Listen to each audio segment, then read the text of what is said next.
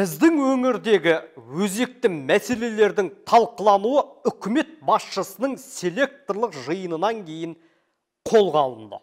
Әдеттегідей тағы да ашылып айтуға тура келді. Мысалы, біздің өңірдегі басты проблема ыстық судың жоқтығы.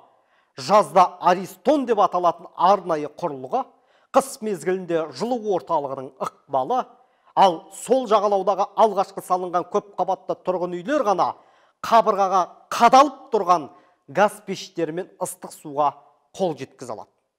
Бұл еліміз бойынша бізде ғана бар проблема. Бүгінге дейін қанша әкім ауысса да проблеманы шеше алмады, немесе шешкілері келмеді. Не болмаса, шиеленісті шешудің жолдарын ұсынар орынбасарлары болмады.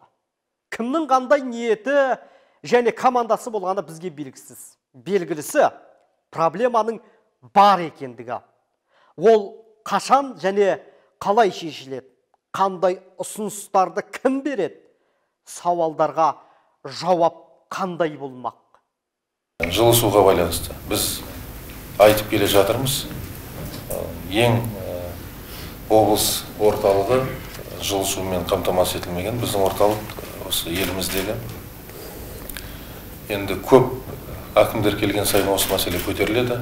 Өкінішке орай әлі күнге дейін шешімін таппай келе жатыр. Біз де келісімен бұған уәде берген жоқпыз, өйткені біз зерттеп алуымыз керек. Осыған байланысты сіздерге тапсырма бергем. Сіздер жұмысшы тобын құрдыңыздар, жұмыс жасап жатсыздар. Бұның да шешімін осы бір аптаның ішінде айтасыздар. Осы қаланы жылы сумен қамтамасыз етуге қанша қаражат кетеді, қанша қаражат керек. Осыны шұғыл түрде біз барлығын зерттеп, халыққа жауап беруіміз керек. Қашан нақты шешім болады бізде? Қаражаттар бәрі қашан алынады? Бірінші қарапайым суға байланысты, екіншісіне келеміз. Отырып айта беріңіз. Тапсырмаңызға байланысты уақытын айтыңызшы. Ертеңге дайын боламыз. Ертең сізге жиналыс. Жылдам өтесіз.